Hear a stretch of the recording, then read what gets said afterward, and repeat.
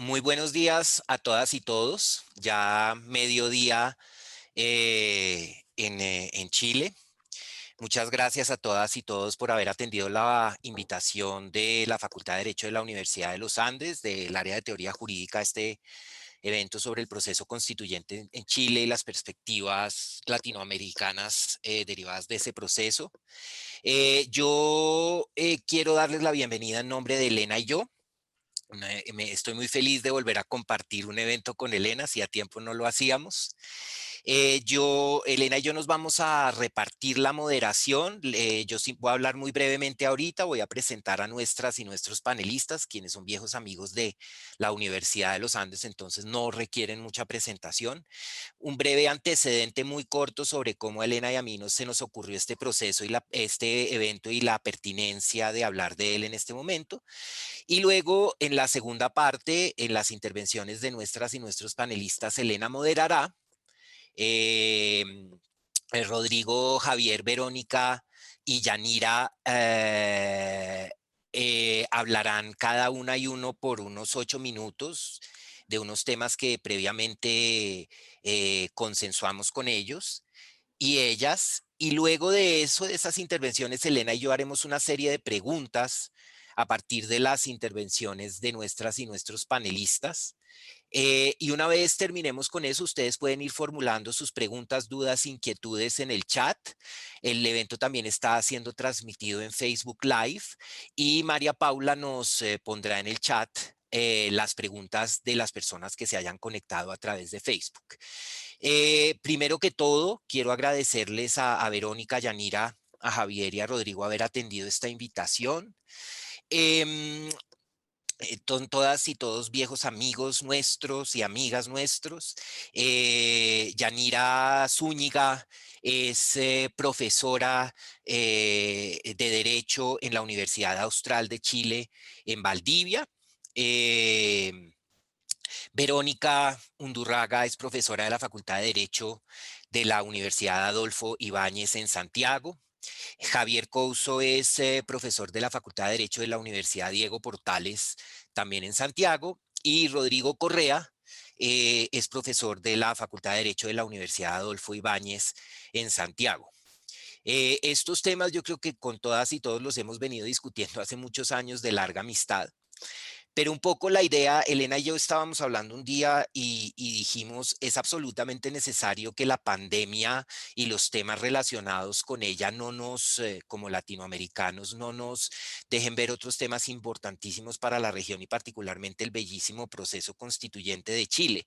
Yo creo que a las colombianas y a los colombianos tenemos una particular sensibilidad en la medida en que hace ya van a ser 30 años que se cumplieron del asesinato de Luis Carlos Galán en agosto de 1989.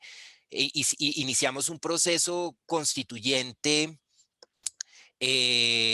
basado en unas movilizaciones sociales muy, muy poderosas, que por supuesto eran otros momentos y la gente se movilizó de modos muy distintos y por otros motivos, pero dio lugar también a la elección de una asamblea constituyente muy diversa políticamente, que dio con unas intervenciones de las autoridades judiciales en esa época que terminaron convirtiendo lo que en ese momento era una reforma a la Constitución del 86 en una verdadera asamblea constituyente que expidió la Constitución del 91. Entonces yo creo que hay unas resonancias importantísimas en el proceso, unas hermandades importantísimas que por lo menos para las colombianas y los colombianos son muy es revisitar esos momentos constituyentes tras 30 años de tener esta constitución es muy importante. En segundo lugar, pues el proceso chileno es el proceso constituyente más importante que se está produciendo en un momento tras una serie de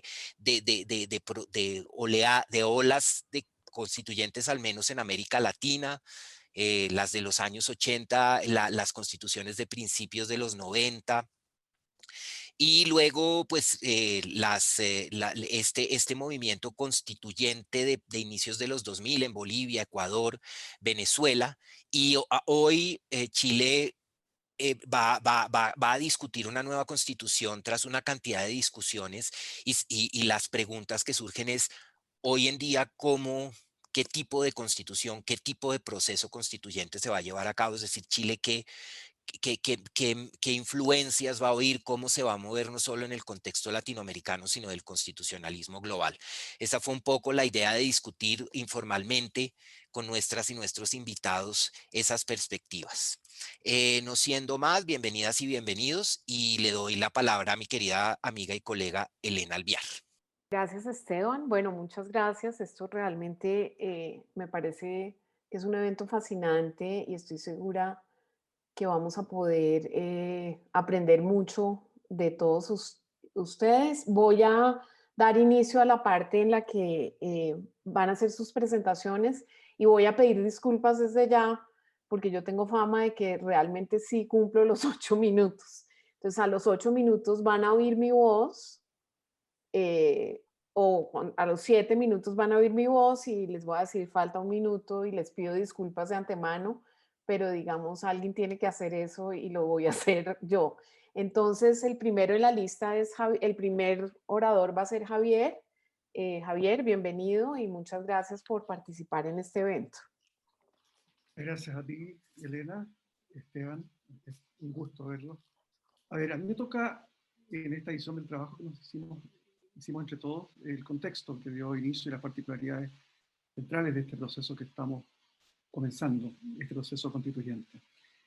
A ojos de muchos en el extranjero, el estallido social sería el gatillante y efectivamente fue lo que destrabó un proceso de demanda por una nueva constitución que tenía por lo menos una década, sino más. Pero claramente cuando un ex presidente, acompañado de varios otros candidatos del año 2009, Frei Ruiz Tagle, Marco Enrique Ominami y Jorge Arrate, 3 de 4 candidatos presentaron en sus plataformas presidenciales una nueva constitución, eso ya era llamativo. Llamativo digo porque no es habitual que una nueva constitución sea parte de plataformas presidenciales en lugares donde la constitución es un marco aceptado. Esto fue seguido por un movimiento social de estudiantes universitarios. Ya había habido un movimiento en el año 2006, pero no hizo el nexo entre demandas muy sentidas, en este caso de justicia e inclusión en educación, con la idea de una constitución. Rápidamente esto fue, yo diría, tomado muy en serio por el gobierno Bachelet II, como decimos en Chile, el segundo gobierno de la expresidenta Bachelet, que puso la nueva constitución como uno de los 3 ejes de su programa. Básicamente eso fue como ella planteó que tenía que ser democrático, institucional y participativo. La parte institucional requería reformar la constitución para habilitar un proceso constituyente y eso eran 2/3 de cada cámara de los parlamentarios existentes, digamos, integrantes de esas cámaras. Y la derecha básicamente hizo saber que para qué Chile iba a embarcarse en un proceso constituyente si no había crisis. Ese fue como el argumento central.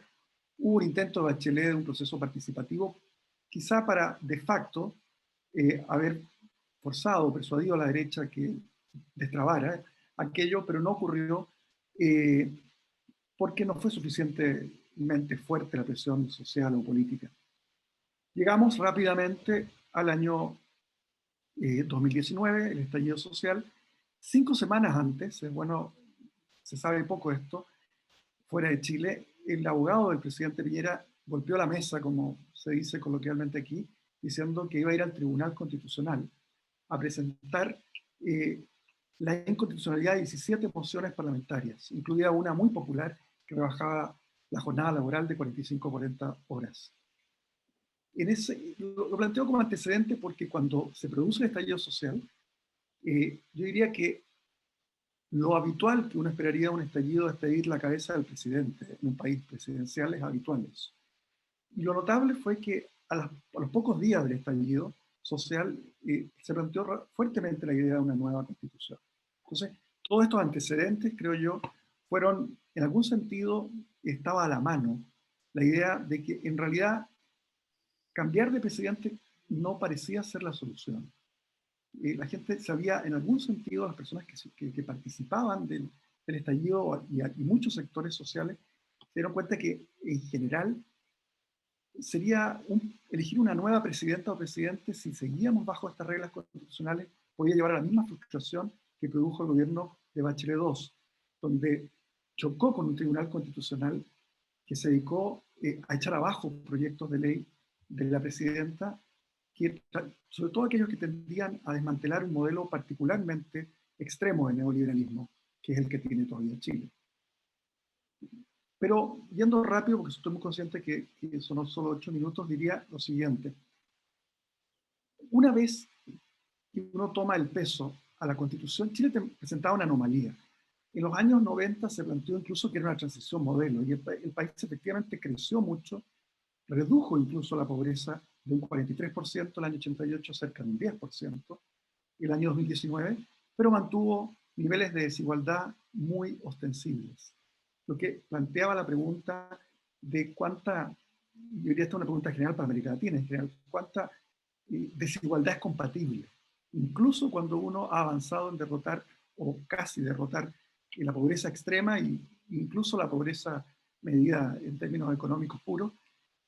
La Constitución en Chile parecía ser garante de un modelo que tenía como este lema: soluciones privadas para problemas públicos. Ese es como el sello del neoliberalismo chileno. No es solo el ajuste o el shock que ocurrió en los años de la dictadura, sino que esta idea de una concepción extraña del Estado subsidiario. No tengo tiempo para entrar en las preguntas y respuestas, puedo explicar qué aspectos del modelo económico neoliberal chileno estaban constitucionalizados. Y lo interesante es que acá hubo la conciencia, diría yo, por parte de los asesores de Piñera, de que una salida al estallido social que podía conducir esto era una nueva constitución. En este sentido, y paso inmediatamente a las particularidades del proceso, yo diría que a la hora de negociar, y es que hay que entender que estos procesos no son como de diseño constitucional o de ingeniería constitucional. Obviamente que son acuerdos hechos al calor. Contaban ustedes cómo el asesinato de Galán fue un gatillador del proceso colombiano. En este caso se negoció bajo presión, la presión del peor estallido social en una generación, con la policía violando derechos humanos por un lado y siendo incompetente para mantener orden público. El día que Piñera llama a un acuerdo por una nueva constitución, la embajada argentina, que queda a metros de la Plaza Dignidad, que el lugar de concentración, estuvo a punto de ser saqueada e incendiada con el embajador de Argentina adentro. Para dar una idea, datos que he podido corroborar es que llamó desesperado al ministro del Interior y le dijo: no puedo garantizar que llegue la policía. Hay países que están en guerra civil que logran mantener la inmunidad diplomática, como para darles una idea de cómo esto descomprimió. Por supuesto, continuó, y es importante también tener en cuenta que el proceso constituyente no fue en un principio visualizado por todos los sectores políticos, incluso como un proceso que diera una salida de estallido. El Partido Comunista y buena parte del Frente Amplio, que es un partido joven de izquierda, votaron en contra del actual proceso por no ser suficientemente soberano. Con el tiempo se dieron cuenta que en realidad tenía más elementos de soberanía de lo que se pensó en un principio, particularmente porque a partir del plebiscito habilitante que tuvimos hace un mes y fracción, desapareció la Constitución del 80 en términos de que para reponer cualquier elemento, por ejemplo, neoliberal, se requerirá 2/3. Entonces, esta combinación de una hoja en blanco, que es la metáfora que se usa en Chile, con un muy alto quórum de 2/3 para incluir algo en esa hoja en blanco. La hoja en blanco significa que por defecto no rige la Constitución de Pinochet, si es que no hay acuerdo. Eso fue lo que yo creo que finalmente convenció a todos los sectores políticos que este era un camino razonable para conducir un proceso que todavía está en marcha. En algún sentido, la pandemia en Chile redujo los niveles de movilización y también de violencia. Y no sabemos cuál habría sido el contrafactual. De no haber habido pandemia, ¿qué tanto habría este proceso constituyente ayudado a conducir unas demandas sociales que esta Constitución, por supuesto, no van a satisfacer de manera inmediata, porque las constituciones sirven para algunas cosas, pero no para otras. Se ha hablado de un pacto social, tenemos un gobierno muy desprestigiado, yo diría muy incompetente, que lo que hace es generar, propicia casi cada 2 semanas un nuevo motivo para salir a la calle a protestar. Entonces, yo diría que en ese sentido, este es un proceso que muchos miran con optimismo, otros con un gran pesimismo. Yo diría que la derecha chilena siente que el día 18 de octubre del año 2019 el país se fue al diablo, como creo que Vargas Llosa dijo recientemente en una encuesta. Hay un sector de chilenos, yo diría, que siente que el país se jodió, como cuando se jodió el Perú, cuando se jodió Chile para la derecha chilena fue el 18 de octubre. Para otros es una posibilidad única de realmente por primera vez contar con una constitución que no obstaculice a las mayorías democráticas a la hora de decidir. Se voy cerrando. Diría que eso es lo central, la posibilidad de tener una constitución que deje gobernar a mayorías respetando los derechos de las minorías, por supuesto, sería algo absolutamente novedoso en los últimos 30 años que ha vivido Chile, de lo que muchos consideran que era una transición hacia una democracia semi-soberana, como lo denominó Carlos Muneos, o una situación de una democracia bloqueada, como lo planteó Fernando Hacha en su momento. Hay muchos más elementos que quisiera abordar, pero lo dejo para las preguntas y respuestas, así que gracias por esta oportunidad. Gracias, Javier. Verónica, bienvenida. Muchas gracias por la invitación. Estoy encantada de estar aquí con ustedes. Bueno, a mí me pidieron que hablara sobre el tema de paridad. Uno de los aspectos interesantes del proceso constituyente chileno es que el órgano constituyente, que es la Convención Constitucional, va a ser el primer órgano constituyente que va a ser paritario en la historia del constitucionalismo global. Y eso ya es un motivo de estudio, digamos, para saber cómo va a funcionar esto. Por supuesto que ha habido avances en el mundo y cada vez ha habido más integración de mujeres, ha habido sistemas de cuotas, pero un sistema paritario es primera vez que se logra. Y quería contar un poco cómo había sido, cómo se había logrado esto. Aquí Yanira podría haber hablado de esto porque tuvo mucha intervención en que se pudiera lograr también, así que aprovecho de rendirle un homenaje. Bueno, inmediatamente después de que se firmó este acuerdo por la paz y la nueva constitución en este ambiente de extrema presión del que señala Javier, las feministas y especialmente las politólogas feministas advirtieron que el sistema electoral que se había escogido para elegir a los convencionales constituyentes no aseguraba una representación igualitaria de las mujeres en la convención, porque es el sistema electoral utilizado para elegir a la Cámara de Diputados, que contempla ya, o sea, ya había habido una historia de meter una cuota de género para elegir representantes en el Congreso, pero es una cuota en que exige un equilibrio de género de 40-60 para cualquiera de los dos géneros, pero a nivel nacional, no a nivel de cada uno de los distritos. Y en la práctica ya habíamos tenido una elección de diputados y diputadas bajo este sistema que fue estudiado en cómo había funcionado. Entonces fue muy interesante cómo todos esos estudios y todo ese trabajo previo ayudó a preparar el camino para la paridad en la Convención Constitucional, aunque no hubiera tenido ese propósito, ¿no? En la práctica, en la última elección de diputados y diputadas en que se aplicó este sistema,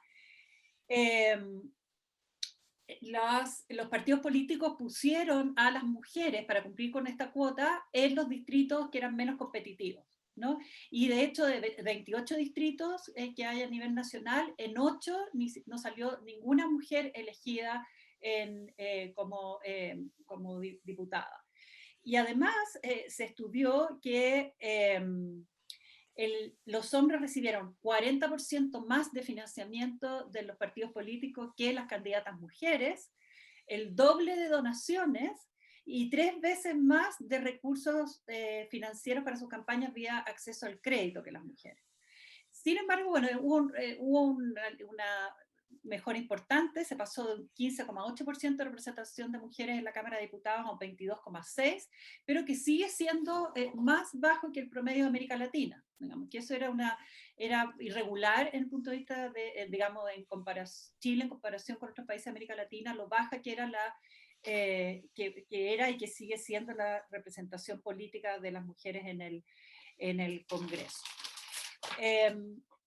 Ahora, Chile, para dar un contexto, es un país que, de acuerdo al Índice de Desarrollo Humano, está clasificado como un país de ingreso medio alto, con un índice de desarrollo humano que se considera muy alto, pero cuando se ajusta por género, por la variable género, o sea, el índice de desarrollo humano de género, baja considerablemente, o sea, baja 20% en su ranking.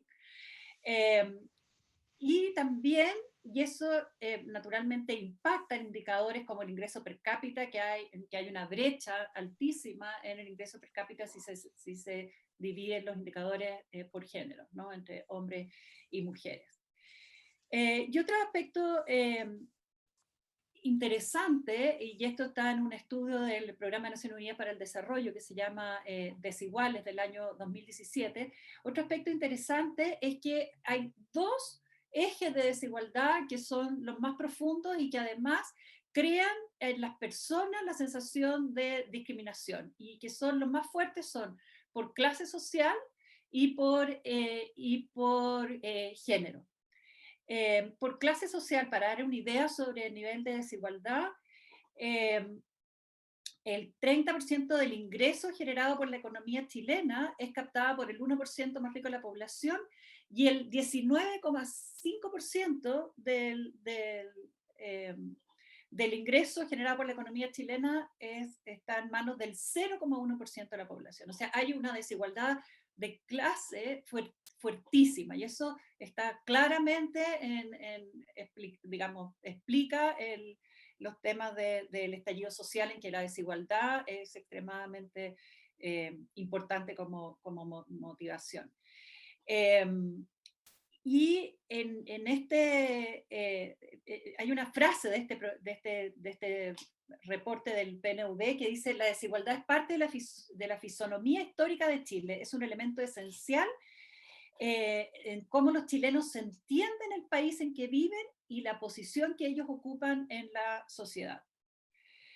Y esto, entonces, en el fondo, se superpone la desigualdad de género sobre esta desigualdad de clase, porque ha habido una integración de las mujeres. También Chile ha sido históricamente, en comparación con América Latina, un país que ha tenido poca participación de las mujeres en el mundo del trabajo remunerado, pero habíamos pasado el límite del 50%, ahora con la pandemia, digamos, hemos retrocedido por lo menos 10 años, ¿no es cierto? Pero básicamente había un proceso de individualización y de autonomía de las mujeres muy fuerte, una conciencia muy fuerte de autonomía y una mayor participación bastante rápida en los últimos años en el mercado laboral remunerado, pero eso no ha habido ningún cambio en la distribución de las cargas, o prácticamente nada de cambio en la distribución de las cargas domésticas y de cuidado. Y eso ha producido un resentimiento que se nota en todas las encuestas, en todos los estudios que se hacen. Esto, además, yo quiero sumarle el hecho del impacto simbólico que tuvo el gobierno de Michelle Bachelet, que fue la primera también que planteó que su gobierno iba a ser paritario, en Bachelet 1, digamos, en que ella quería tener un gobierno paritario, y intentó hacerlo, le duró poco, pero quedó esa idea, yo diría, en el inconsciente, como una idea que era justa. Y de hecho, antes del plebiscito, las encuestas que habían, el apoyo para una convención paritaria era de 76,7% en las mujeres y 75,7% en los hombres. Y no sabemos cuánto influyó eso en la votación por una convención 100% elegida, pero pudo haber influido porque solo la convención 100% elegida iba a ser paritaria. La otra alternativa, que era la convención mixta, en que la mitad iban a ser parlamentarios, de los miembros de la convención constitucional, no iba a ser, no admitía la paridad. Ahora, un minuto, Verónica. Perdona. Sí, voy a explicar simplemente el sistema de paridad se logró gracias a una incidencia legislativa fuertísima, muy organizada, con una bancada transversal políticamente de mujeres y una organización muy clara de politólogas que tenían muy claro cómo podía meterse la paridad en el sistema electoral proporcional, eh, con listas abiertas que nosotros tenemos. Entonces ahora hay paridad en las candidaturas por distrito, con listas de sistema de CIPER, encabezadas por una mujer, y después, para asegurar el resultado paritario, hay lo que se llama una asignación paritaria de escaños también. O sea, hay una combinación ahí de mecanismos. Si quieren lo dejo acá, después puedo hablar de cuáles son en el fondo las demandas feministas, pero básicamente lo interesante, además hay otro antecedente que con esto termino, hay dos antecedentes más. Uno, cuando se pusieron las cuotas para la elección en el Congreso, las cuotas de género, se discutieron otros temas y todos estos temas llegaron al Tribunal Constitucional. El tema de cuotas de género del Tribunal Constitucional en esa discusión era un tema como muy secundario, por lo tanto fue aprobado por el Tribunal Constitucional sin darle, digamos, por ser un tema secundario porque estaban preocupados de otra cosa, y por lo tanto no hubo una discusión sobre la constitucionalidad de las cuotas y tampoco entonces hubo discusión sobre la constitucionalidad de la paridad, ¿no? Y lo otro, yo diría que hay una especie de consensos solapados de por qué la gente apoya la paridad. O sea, hay gente que lo apoya con una mirada esencialista de la diferencia de las mujeres, otros porque consideran que recoge la representación universal, la hace realidad, otros porque funcionan con el sistema de cuotas como un mecanismo de corrección de discriminaciones estructurales. Entonces es muy interesante cómo se unieron estas distintas lógicas, digamos, para que la paridad tenga un apoyo muy sustantivo, yo diría, en la población. Muchas gracias. Verónica, muchas gracias. Rodrigo. Sí, muchas gracias. Gracias a la universidad por la invitación, en primer lugar, y a Esteban y a Elena. Me invitaron a hablar en primer término, o la sugerencia era que en primer término me refiriera a cuáles iban a ser los principales temas en la Convención Constitucional. Y yo dije que podía hablar de eso, pero lo resistí un poco y ofrecí hablar de otra cosa. Y quiero primero decir por qué. En parte, naturalmente, por mi temor a la futurología. No estoy seguro de cuáles van a ser los temas que se van a hablar y lo puedo hacer, pero sería un tanto especulativo. Pero sobre todo porque yo pienso que hay buenas razones que explican la dificultad para anticipar cuáles van a ser esos temas, y me pareció importante mostrar cuáles son esas condiciones que hacen hoy día difícil anticipar con algún grado de certeza cuáles van a ser los temas. Algunas de estas consideraciones están vinculadas sobre todo a la exposición que hizo Javier. Yo diría, es claro que desde el retorno a la democracia en Chile ha acompañado al proceso una incomodidad con la constitución heredada, que ha sido objeto de múltiples modificaciones, una particularmente intensa en el año 2005, pero que sin embargo en aspectos significativos ha mantenido un sello de ser una constitución heredada del gobierno militar, de la dictadura. Esa incomodidad naturalmente ha tenido momentos más de mayor intensidad y otros de menor intensidad, pero ha estado siempre presente. Y en el proceso social al que se refería Javier el año pasado, se manifestó con mucha intensidad la demanda por una nueva constitución. Pero yo diría que lo característico de esa demanda es que es una demanda más bien negativa. Y no lo digo esto en términos morales, ¿no? Sino que en términos, en el sentido que hay un claro rechazo al sistema sea lo que sea que eso significa, en parte atribuido a la Constitución política, pero no hay, o no me parece a mí que exista una clara articulación respecto de qué es lo que se quiere. Evidentemente que hay algunas ideas, pero que son ideas que no es tan obvio cómo se traducen en una constitución, ¿no? Como una idea de avanzar hacia un sistema más solidario, donde haya mejores pensiones, etcétera, pero no es evidente de qué modo esos sentires que existen naturalmente van a cuajar en una discusión constitucional. De hecho, y esto, naturalmente, las cosas que uno dice a veces son polémicas, pueden ser discutibles, y yo creo que eso es parte de la gracia, no lo digo como verdades, ¿no? Es una opinión. El gobierno anterior, el gobierno de Michelle Bachelet, terminó presentando un proyecto de nueva constitución al Congreso Nacional. Y mi impresión es que ese proyecto nunca tuvo una adhesión particularmente fuerte, ni siquiera en el sector que ella representaba. Lo cual creo yo es consistente con el hecho, me parece a mí, de que más que existir un proyecto claro de nueva constitución en las fuerzas hoy opositoras, lo que existe es un rechazo a la actual constitución. Y eso hace muy difícil prever cómo se va a dar la discusión, porque lo que sí está claro es que para los sectores de la derecha, en general el status quo, mantener la constitución actual es su preferencia. Hay matices, naturalmente, esta es una simplificación, pero yo creo que es una simplificación adecuada para entender lo que está ocurriendo en Chile. Pero es mucho más difícil saber cuál es el proyecto constitucional en el centro y en la centroizquierda, si es que existe alguno. Naturalmente ese proyecto va a tener que producirse, pero hoy día no me parece a mí que exista y que esté sobre la mesa. Esa es la primera consideración, que hace, creo yo, difícil adelantar cuáles van a ser los temas.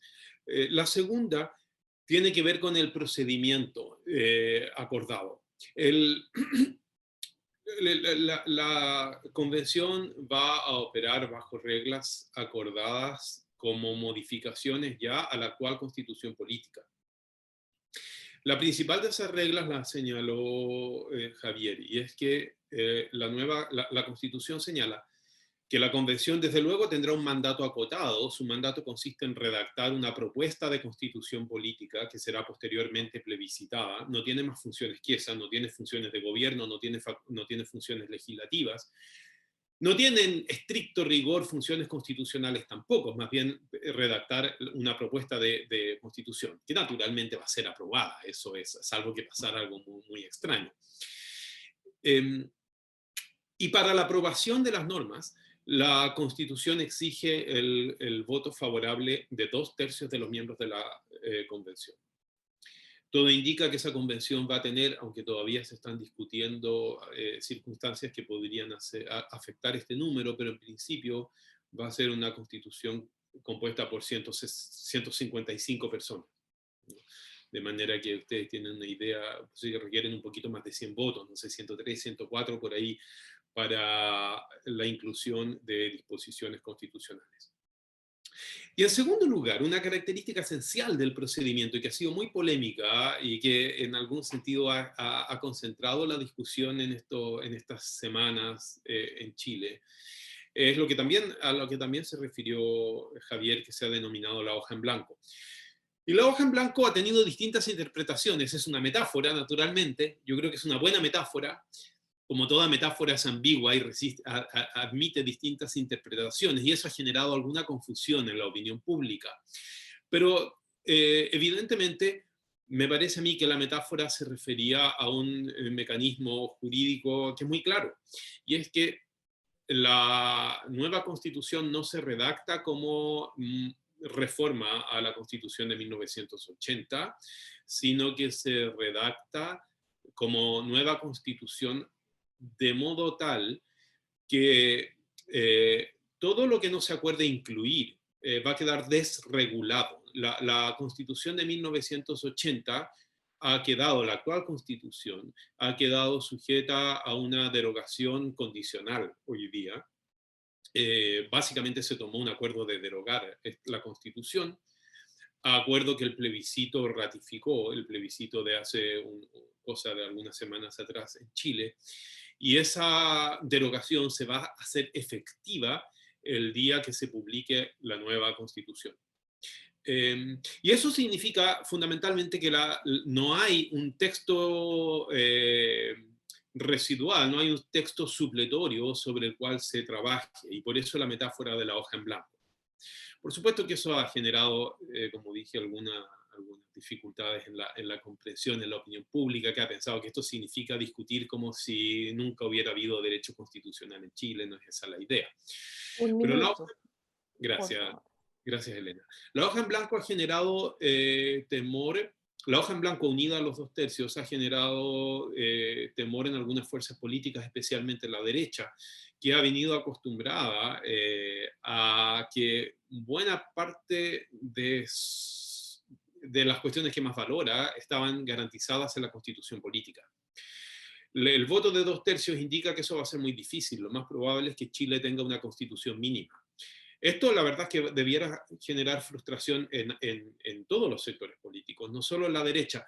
Pero yo no sé si la centroizquierda no lo ha advertido como riesgo o no le preocupa tanto. La derecha, sin embargo, lo ha visto como un riesgo. Ver que no estén en la constitución política algunas instituciones que valora. Y eso ha generado más bien discusión hoy día en Chile sobre cómo ajustar el procedimiento de aprobación del texto por la convención, más que discusión sustantiva sobre qué instituciones incorporar en esa constitución. Bien, hay muchas más cosas, pero voy a respetar el tiempo. Gracias. Gracias, Rodrigo. Yanira, bienvenida. Muchas gracias por la invitación. Me voy a poner también un temporizador para ver si me puedo encuadrar. Lo que se me ha pedido a mí es tratar de mapear, de sistematizar en qué sentido las discusiones que se han ido produciendo en el caso chileno, por un lado, son discusiones que toman como referente la discusión que se da en un plano comparativo de los procesos de dictación, otorgamiento de nueva constitución, que como sabemos han proliferado en las últimas décadas y qué es lo que está diciendo la literatura y cómo los caracteriza. Y por otro lado, también hacer un ejercicio un tanto prospectivo de que tanto el proceso chileno pudiera significar en sus rendimientos, innovaciones o particularidades, es decir, una especie de análisis bidireccional. Por supuesto, lo que voy a presentar es, como toda clasificación, relativamente discrecional. Después podré dar o alguna justificación de por qué sistematizo estos temas, pero en parte yo diría que lo que estoy pensando es tratar de presentar el proceso que ya han referido tanto previamente Javier como Rodrigo en términos históricos, políticos, como un proceso que pueda ser mirado a través de esas categorías de la discusión de teoría constitucional, muchas de ellas, ¿no? Y la primera cuestión que me interesa destacar es algo que creo que también mencionó Javier en su exposición, es que el proceso constituyente chileno hay que leerlo, para utilizar una metáfora, como un proceso que se articula en dos grandes movimientos, ¿no? Un primer movimiento que se venía desarrollando más o menos desde el 2006, que va mostrando la presencia primero de una crisis social que se empieza a vincular a una crisis de legitimidad del texto constitucional del 80, que como también dijo Javier, había logrado estabilizarse, pero de manera muy precaria, porque además del pecado original de la Constitución, el haber sido otorgada en dictadura, de más en más no había una suerte de convicción que se va expresando en estas movilizaciones de que la Constitución permitió articular un proyecto de carácter social que impidió que, y esto también es lo que apuntan Atreas y otros, que por vía de negociación luego política, de política ordinaria, se pudiera avanzar en transformaciones que hicieran entonces que la sociedad chilena fuera respondiendo, o esos arreglos constitucionales, a las demandas de la sociedad chilena, sobre todo demandas de igualdad. Y a eso se suma, y eso quiero rescatarlo para ver por qué creo yo que se producen otras discusiones, un escándalo que se empieza a producir en Chile, particularmente a partir del año 2015, vinculado a actos que se van mediatizando, circunstancias, investigaciones de corrupción política en distintas instituciones, algunas de ellas vinculadas con financiamiento ilegal de la política, que van desmontando toda esta idea, todo este imaginario que se había construido y que más o menos perdura hasta esta fecha, ¿no? Que es el imaginario de una transición ejemplar, con un modelo de desarrollo liberal, con características democráticas y con un avance social importante. Ese es el modelo que se va a poner en jaque, creo yo, en estas tres crisis que empiezan a coexistir.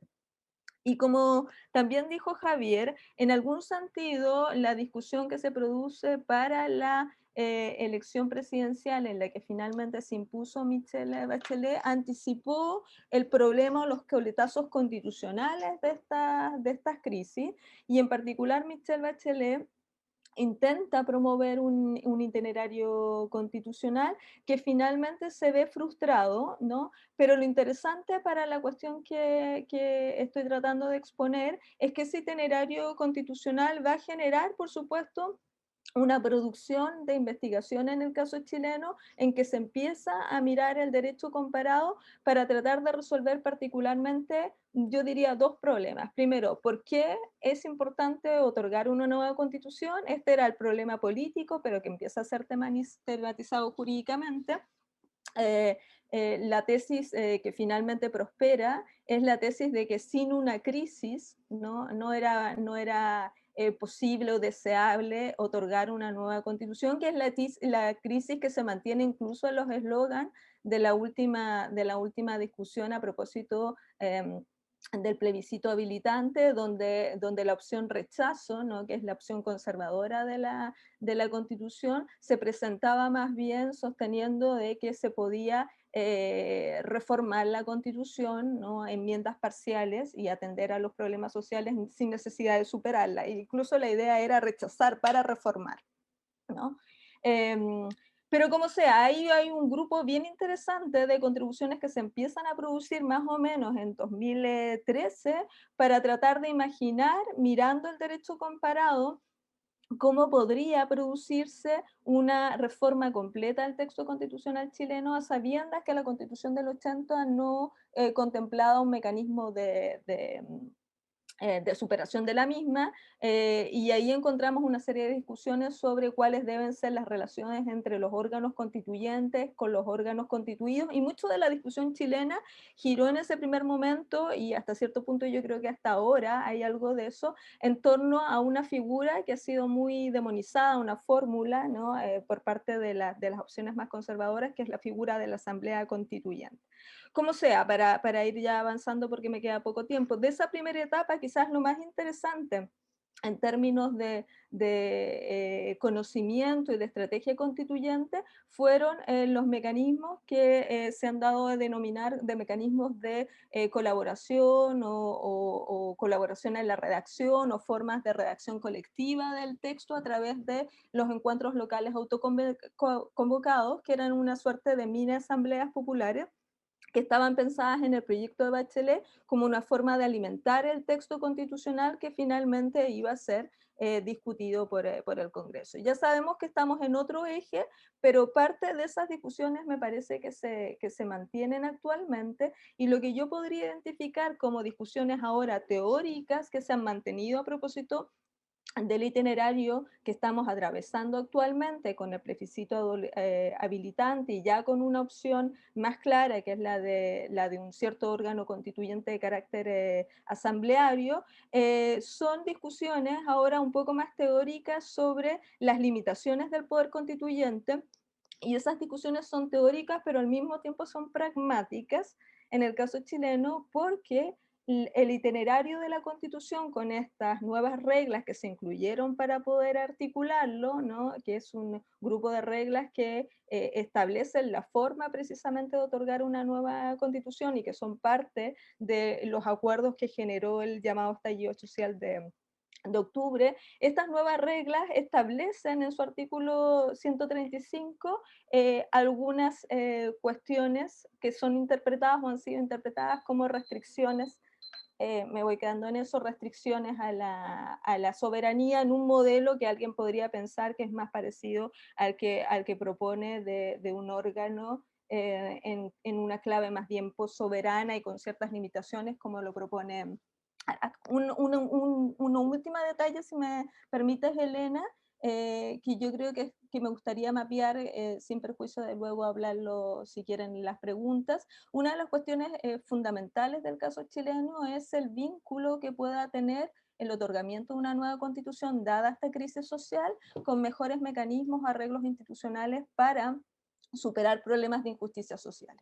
Y a mí me parece que buena parte de las discusiones que estamos teniendo hoy en día, que son discusiones de representación y de participación en el propio órgano constituyente, que no están zanjadas hoy día, solo está zanjada paridad, no está zanjado escaños reservados para pueblos indígenas, cuotas para personas en situación de discapacidad y mejor esquema de participación para independientes. Nos están mostrando que se están vinculando, como está ocurriendo en el derecho comparado, creo yo, las cuestiones de representatividad con las cuestiones de justicia social dentro del rol de las constituciones para enfrentar los problemas de transformación social. Y creo también que las discusiones, y con esto cierro, las discusiones sobre reglamento constitucional, es decir, cómo va a funcionar la convención constitucional, también se están en algún sentido articulando a través de este eje. Es decir, que tanto la convención va a poder articularse con movimientos sociales para recibir entonces insumos de esos movimientos sociales, para dar cuentas a través de reglas de transparencia. Mucho de la discusión que se viene produciendo, yo diría en las últimas semanas, de juristas chilenos está vinculada a ir anticipando esos problemas mirando experiencia comparada. Bien, me quedo hasta ahí. Muchas gracias por el tiempo. Gracias, Yanira. Bueno, excelente. De verdad, muchísimas gracias por tomarse el tiempo y pues de preparar estas exposiciones que fueron realmente fascinantes. Yo tengo algunas preguntas iniciales y después le doy la palabra a Esteban y haríamos como una primera ronda en la que ustedes comentan o expanden algunas de sus ideas y después mira, pues yo creo que después miramos cuánto tiempo nos queda para las preguntas del público.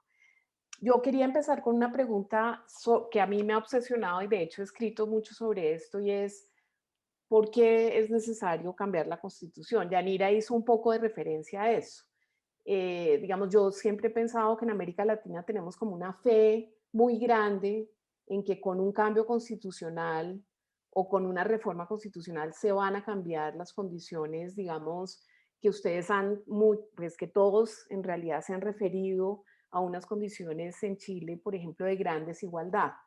Em, entonces esa es una pregunta como para todos, o sea, ¿por qué si yo soy una feminista como Verónica diría, le voy a apostar a una reforma constitucional en vez de, por ejemplo, por decir algo, quiero apostarle a la reforma al código de familia o a establecer un código de familia? Bueno, pero por otro lado, y esto también es una pregunta para Yanira, pues como para todos, pero en realidad para todos, pero Yanira hizo referencia a eso, como profundizar un poco, y es cómo se están preparando ustedes, pues como académicos y activistas chilenos, en relación con el proceso, porque claro, hay muchas lecciones que uno podría aprender. Yanira hizo referencia a algunas, pero yo, por ejemplo, un ejemplo colombiano que es muy interesante es que en el proceso de escribir la Constitución del 91 hubo una negociación en que la derecha, o yo llamaría la derecha, digamos, los neoliberales economistas,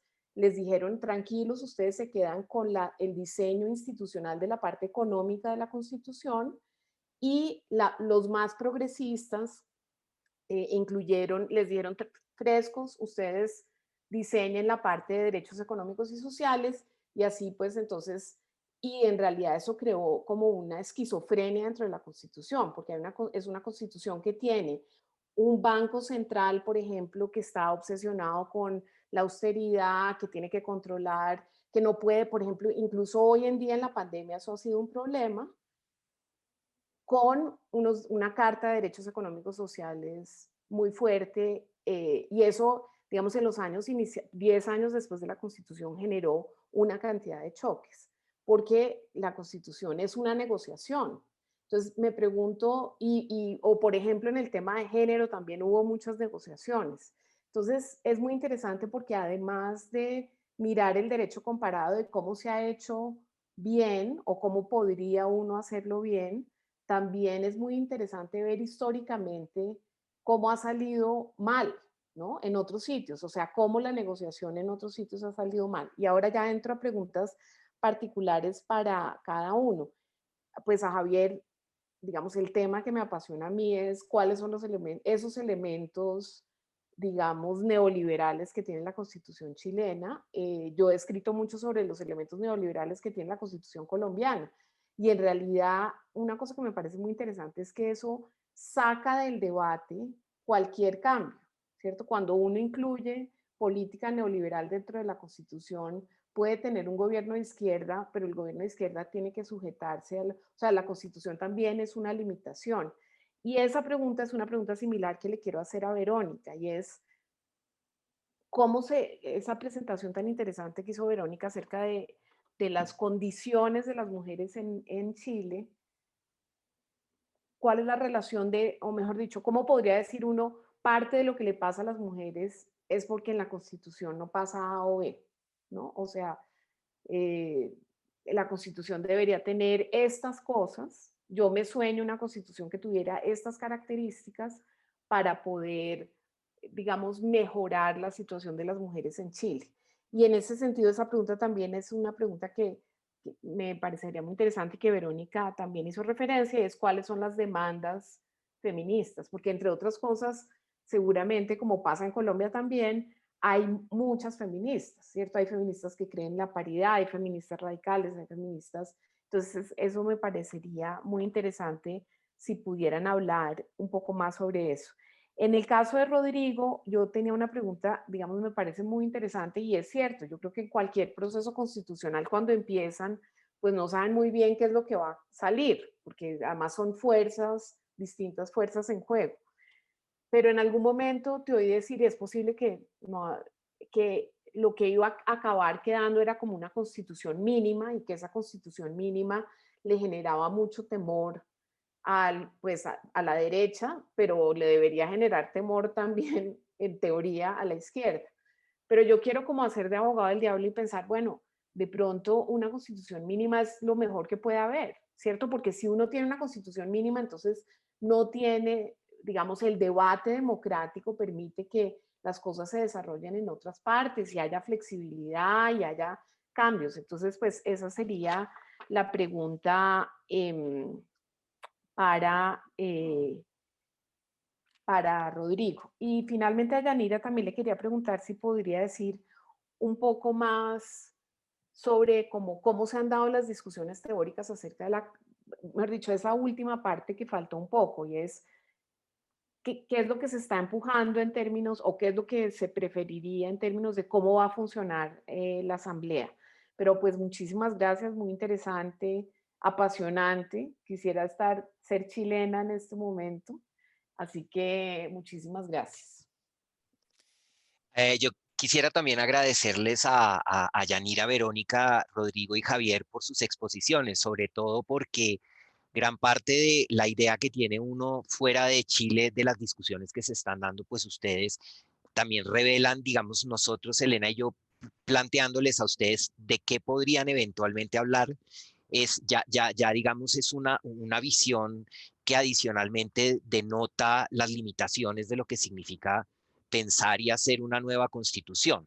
Mis preguntas un poco van en algunos sentidos similar a Elena. Y estas preguntas yo se las formulo y se las formulo a las y los cuatro. La primera tiene que ver con que hay una cosa fascinante y es el tema de cómo el tema de la hoja en blanco con los 2/3 de la votación que se requieren en el seno de la Asamblea, pues para aprobar cualquier texto que se incluya en el proyecto de constitución que aprobará la convención. Javier nos dijo que de alguna manera en las discusiones de finales del año pasado, la hoja, la figura un poco de la hoja en blanco con 2/3 de voto en el seno de la convención fue un argumento fundamental para convencer en torno a a empujar la idea de que se requería una transformación, sí antigua, había discusiones, pero la crisis de finalmente vehicular la idea por una nueva constitución en el contexto de una crisis, la manera de lograr algún consenso político fue esta idea de hoja en blanco 2/3.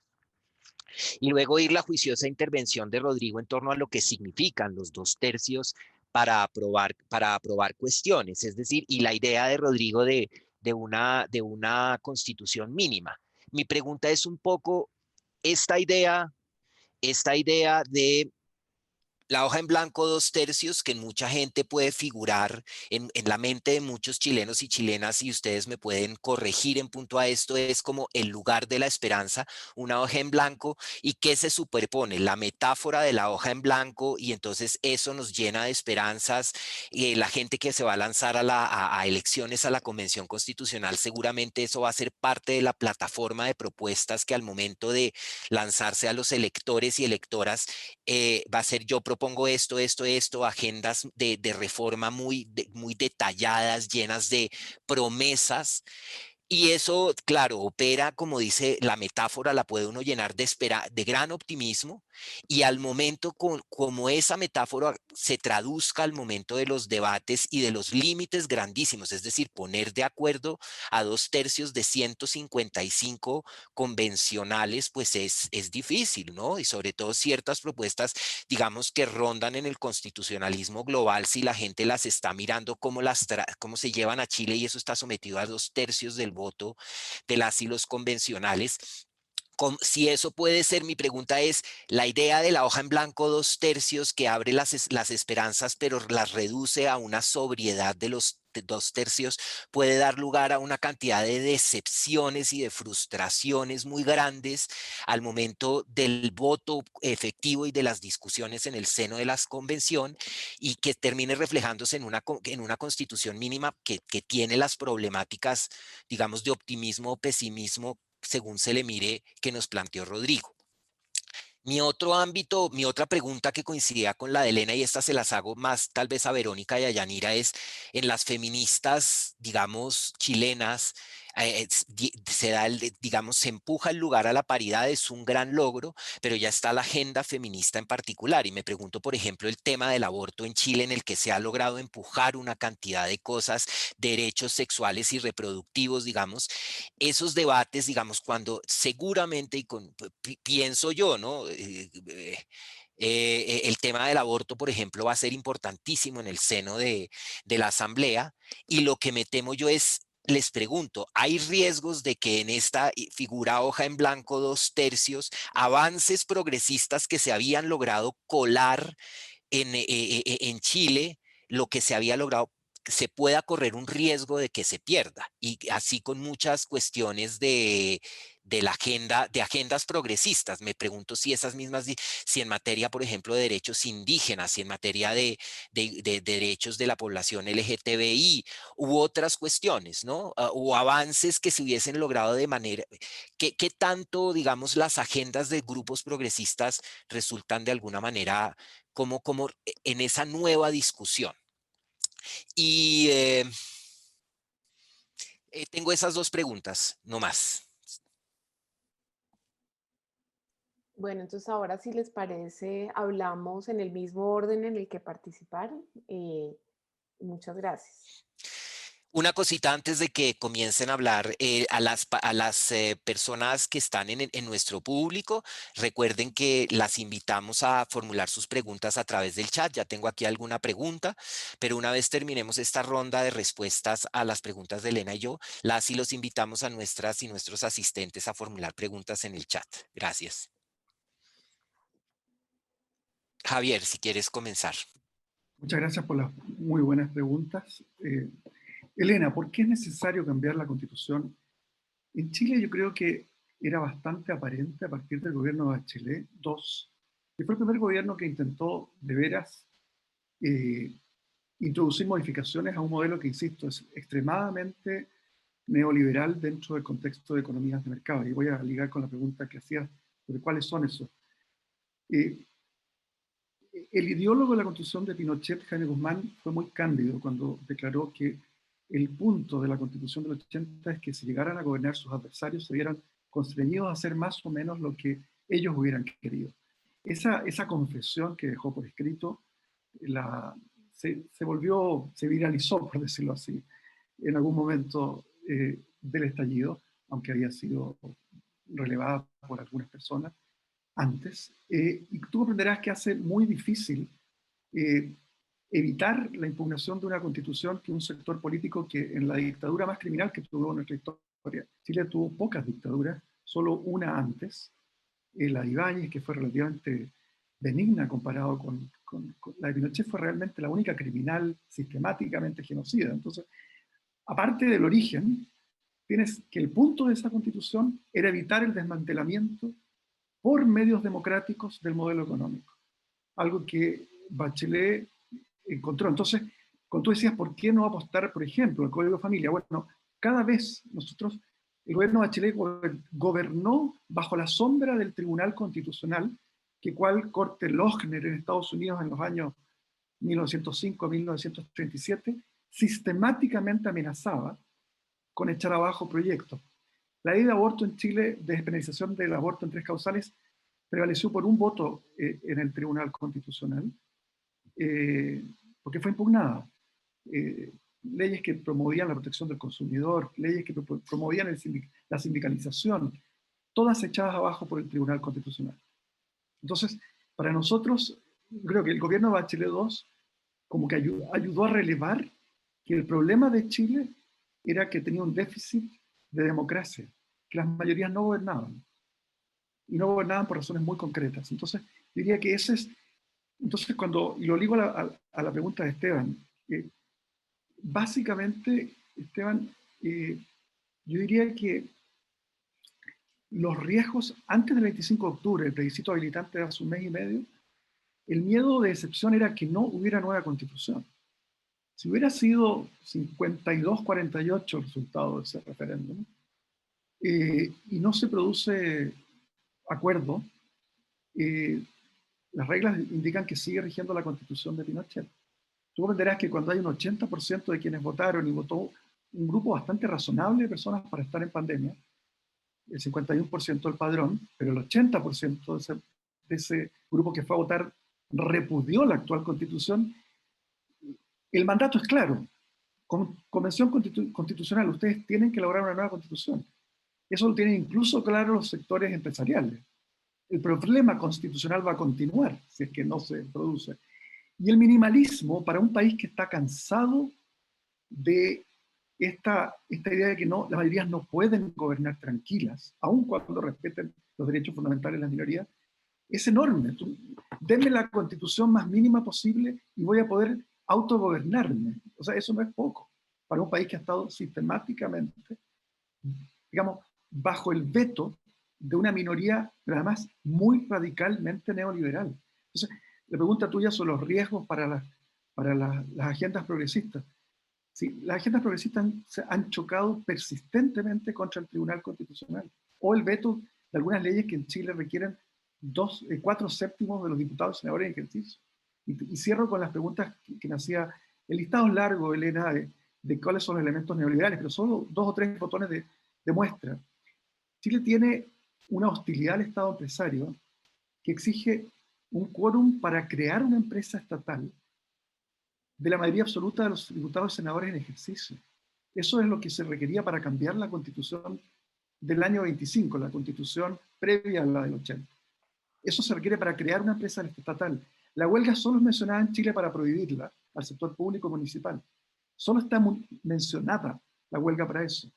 El derecho a la salud no está garantizado sino para que un supuesto derecho a elegir entre un sistema privado o público, que haría imposible avanzar a un sistema enteramente público como el Sistema Nacional de Salud británico, porque sería inconstitucional al vulnerar el derecho de los ricos a elegir un sistema privado. Entonces, son muchas en pensiones hay algo parecido. La negociación colectiva solo se permite con la empresa, lo que implícitamente prohíbe la negociación por rama de actividad, algo que en Norte de Europa es habitual. O sea, el hecho de que, por eso es que la derecha, costó explicarlo antes, chilena, estaba radicalmente contraria a una nueva constitución porque todo esto desaparece. Es imposible que logre los 2/3. Esa división del trabajo entre neoliberales que se preocupan de lo económico y progresistas de los derechos económicos y sociales, con 2/3 es imposible que hagas esa división del trabajo. Cada tema va a tener que lograr 2/3 para ser incluido. Por eso es que muchos líderes de derecha, al día siguiente de firmar el acuerdo del 15 de noviembre, llamaron a votar rechazo, particularmente la UDI, que es el sector más ideológicamente neoliberal. Pero es muy fascinante la pregunta, gracias. Muchas gracias. Verónica. Perdón, paré el video en vez de poner el audio. Sí, excelente las preguntas, muchísimas gracias. Yo quería, antes de las preguntas y uniéndolas con las preguntas, primero responder un poco a algo que dijo Rodrigo. Y él dijo, yo creo que la Constitución naturalmente va a ser aprobada. Yo no estoy para nada segura de eso. O sea, yo creo que el riesgo más alto que tiene este proceso constituyente es el riesgo de la desafección de la ciudadanía al proceso. Y eso yo creo que lo ve muy claramente un sector de la población y lo ven poco en general los políticos, yo creo, y los constitucionalistas. Yo tengo un miedo terrible de que yo creo que es muy condicional todavía el apoyo ciudadano al proceso constituyente. Y va a depender de cómo siga la cosa hacia el futuro. Entonces, en ese sentido creo que hay mucho más incertidumbre y no creo para nada que esté seguro, porque hay mucha desconfianza también en los partidos políticos. Los partidos políticos tienen muchísimas ventajas para competir, para elegir convencionales constituyentes, muchísimas. Entonces, si efectivamente, y además la derecha está mucho más ordenada que la centroizquierda, para participar en el proceso constituyente en las elecciones, por lo tanto puede tener un resultado electoral en número de escaños muy sobre representado en relación a la votación que tengan, porque utilicen bien el sistema electoral, y por lo tanto, y además tenemos estos 2/3 en la convención. Entonces, si la derecha, como hasta ahora pareciera, va muy ordenada, va a tener una sobrerepresentación en la Convención Constitucional, va a haber una mayoría de políticos que están con un desprestigio enorme de derecha a izquierda por parte de la ciudadanía, a una Convención Constitucional que necesita 2/3, entonces realmente yo creo que hay que hacer mucho todavía para encantar a la población, que es una población que está muy irritada y muy desconfiada, ¿no? Entonces, eso quería decir. Voy a empezar, respecto del tema de por qué es necesario cambiar la Constitución, me cuelgo totalmente lo que dice Javier, estoy totalmente de acuerdo con lo que él dice.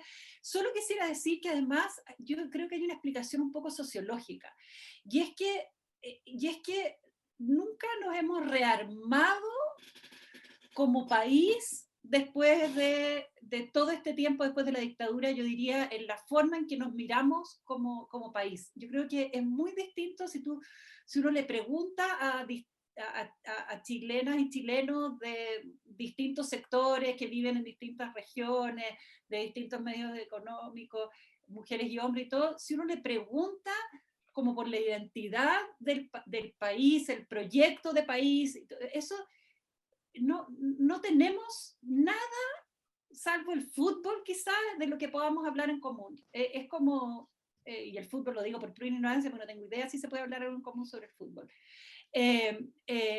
Entonces, yo creo que hay una especie como de necesidad muy fuerte de hablar de la sociedad en la que vivimos y de cuáles son nuestros objetivos comunes. Y eso es una cosa más sociológica, más de pacto social, más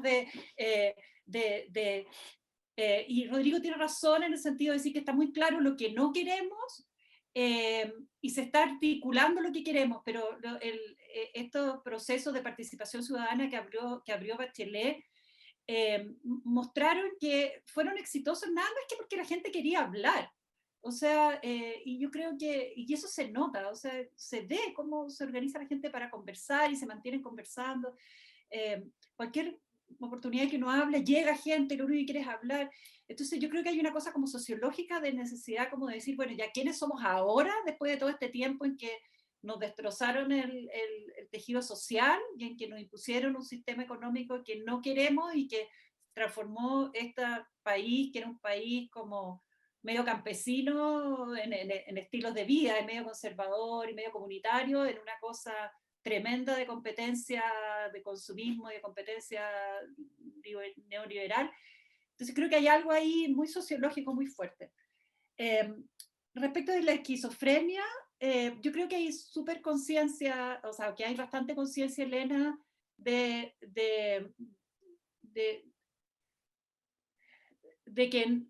que sería un error empezar a concederle al otro para que me concedan a mí. O sea, creo que hay una cierta idea que es un poco más de aprendizaje de América Latina, por lo menos, no sé, los grupos que yo me muevo, a lo mejor eso no es muy representativo, de que hay que tratar de tener una constitución relativamente coherente, ojalá, porque si no, digamos, se llena de bloqueos y no funciona. Respecto de la hoja en blanco, quería agregar, hay un miedo de la derecha, pero también hay un miedo que es el que explicó Rodrigo, pero hay un miedo de la izquierda muy fuerte también, que es esta posibilidad de que la derecha logre este tercio más un voto, digamos, y pueda en el fondo toda esta esperanza, un poco lo que decía Esteban, ¿no? Toda esta esperanza progresista, que también es súper interesante, porque antes del plebiscito se hablaba de que el país estaba polarizado, y después del plebiscito se dieron cuenta que no estaba polarizado, que un 80% de la gente de alguna manera iba hacia un lado, y no hay tal polarización como si estuviéramos divididos en la mitad, ¿no?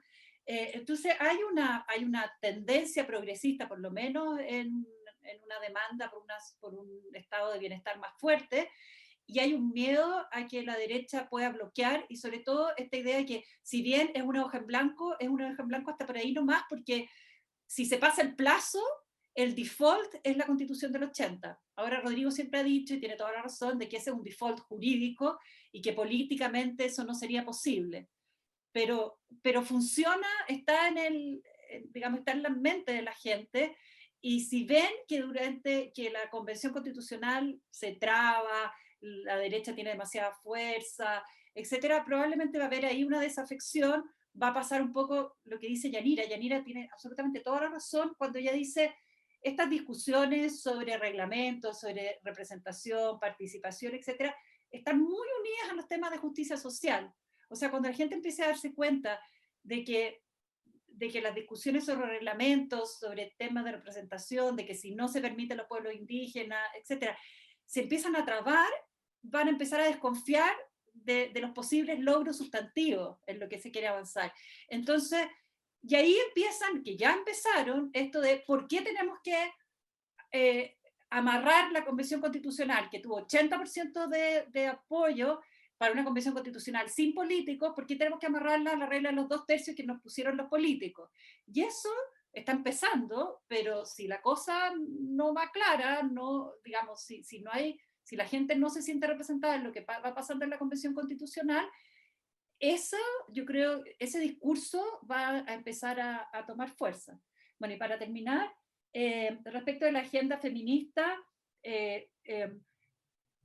está como bien claro que con 2/3 no se puede esperar que haya reglas explícitas. Por ejemplo, yo por lo menos no tengo ninguna expectativa de que haya normas sobre aborto, creo que además las normas sobre aborto no tienen por qué estar en la Constitución, y para mí es muy importante llegar como muy clara que lo que hay que tratar es primero dejar puertas abiertas, segundo, no empezar con agendas muy específicas, muy largas, de manera de que las vayamos perdiendo y quedar con unas poquitas, y con el récord de las actas constitucionales de que se perdió todo lo demás, sino que prefiero dejar, digamos, negociar cláusulas importantes como de igualdad sustantiva, por ejemplo, como de autonomía sobre el cuerpo, pero más generales, sobre paridad, en las normas más orgánicas, en los órganos colectivos, o sea,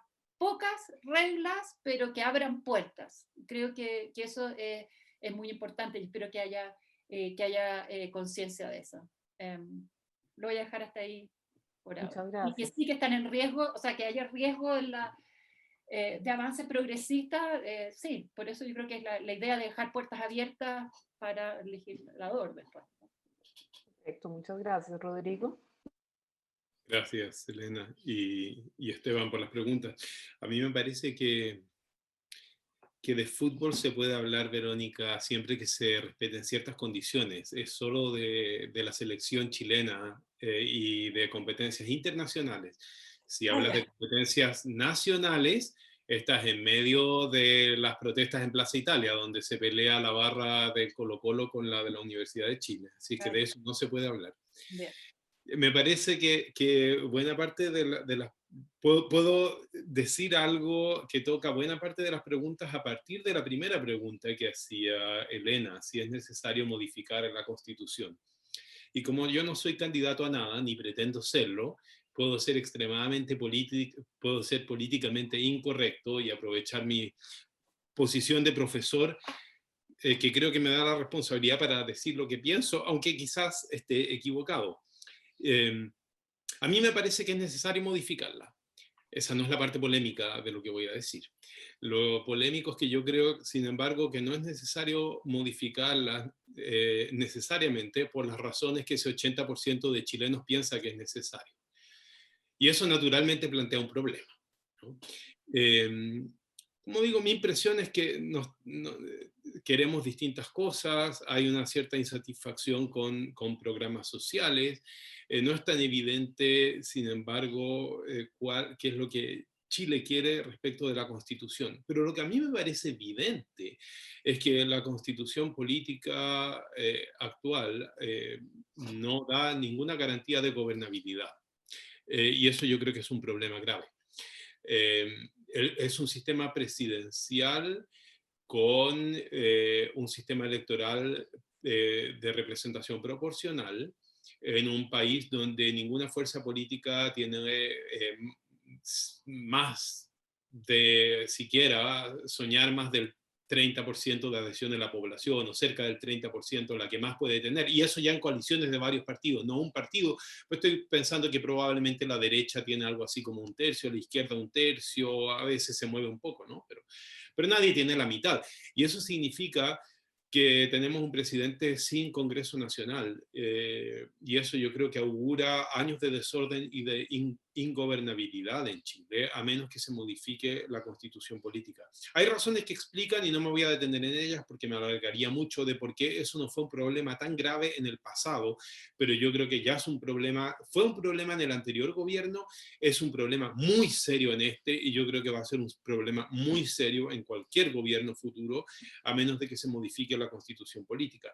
Pero yo diría que me parece a mí el principal problema o la principal urgencia es gobernabilidad, que no es necesariamente lo que motiva a la opinión pública.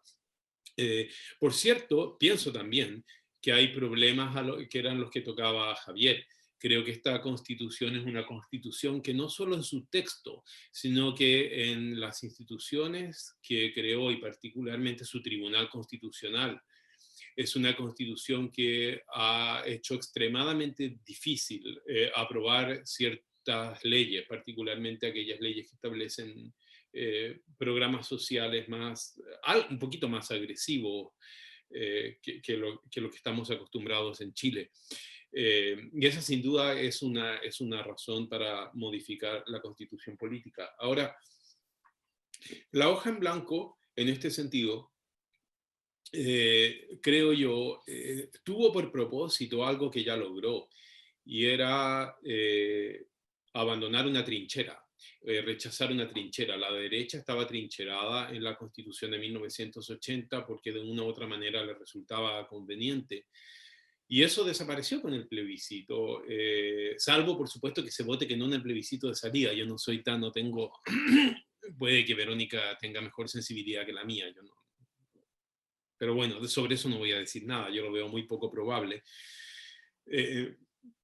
Y ese era el objetivo. Entonces el objetivo de la hoja en blanco, Esteban, no era, me parece a mí, generar esperanza en la posibilidad de meter muchas cosas, sino que era generar la esperanza de que ahora sí ya no es posible parapetarse en la Constitución del 80. La Constitución del 80 quedó efectivamente derogada bajo condición, como he dicho, pero ha quedado derogada. Y por cierto, se han creado expectativas, y esas expectativas, me parece a mí, no van tan de la mano de la hoja en blanco, sino que van de la mano simplemente de la idea de tener una nueva constitución que resuelva problemas. Yo aquí, sin embargo, con Elena, yo estoy de acuerdo. Lo que Elena plantea como una... no, la posición crítica es una posición que yo comparto. Yo creo que la constitución mínima sería un gran logro. Yo he abogado en el pasado por la constitución en blanco, de hecho por escrito, es decir, yo en este sentido creo que sería un error, y así lo he dicho, tener una constitución fuertemente comprometida, muy fuertemente, con una política de Estado benefactor, como creo que es un error la constitución actual. Yo prefiero, y 1000 veces, una constitución mínima. Por cierto, eso va a generar frustración, sobre todo en la centroizquierda. Yo no sé si es miedo acá la palabra frustración, es más bien miedo en la derecha y frustración en la izquierda, ¿no? Pero yo creo que puede ser una frustración de corto plazo. Y en ese sentido a mí no me preocupa demasiado. Sí, me preocupa porque puede crear un ambiente difícil, pero yo creo que es una frustración de corto plazo. La verdad es que una vez echado abajo las instituciones constitucionales hoy día, que han hecho muy difícil aprobar legislación más moderna. Y teniendo un sistema que asegure gobernabilidad, lo que yo creo que ocurriría es que tendríamos un sistema político que de a poco, normalmente, no a través de la Constitución, sino que a través de legislación ordinaria, podría ir dando respuesta a las cuestiones que hoy buena parte de la población proyecta como necesidades constitucionales. Y yo creo que eso crea un problema de tiempos, sin duda. Es decir, puede ser que cuando salga la constitución para el plebiscito de salida aparezca como una constitución que genera frustración. Pucha, hay mucho menos de lo que muchos habrían querido que estuviera ahí. Y eso va a ser difícil de administrar, sin duda. Pero yo creo que es una cuestión de tiempo. A mí me parecería que si es una constitución que asegura gobernabilidad, ha creado instituciones democráticas razonables y destruye o disuelve, yo creo que ya están disueltos, para ser franco, los cerrojos que la constitución de 1980 tenía, yo miro con mucha simpatía una constitución mínima. Muchas gracias. Yanira. Sí, muchas gracias. Ya se ha dicho varias cosas y mi intención es no repetirlas, por supuesto, quizás complementarlas o ponerles otro ángulo de mirada respecto a la primera pregunta sobre por qué. Yo coincido en general con lo que se ha dicho, que da cuenta de las limitaciones institucionales del sistema chileno, pero insistiría sobre la cuestión que pudiéramos llamar meramente política o de mirada sociológica, que dice relación con la crisis política, ¿no? La combinación que se produjo al final entre la crisis política como crisis de representatividad y una constante, una escalada, como mencionaba Javier, de discusión política constitucionalizada, ¿no? Porque lo que hace que la gente empieza a notar que hay un escollo en la Constitución cuando no forma parte de las discusiones jurídicas habituales, ¿no?, de las universidades, es esta constitucionalización mediática que funciona, como explicaba Javier, con una estrategia sostenida en cuestiones que se transformaron y además que se ha sostenido incluso dentro de este periodo intermedio de pandemia, ¿no? Con cuestiones que eran vistas como muy estratégicas para la ciudadanía y en donde siempre aparece como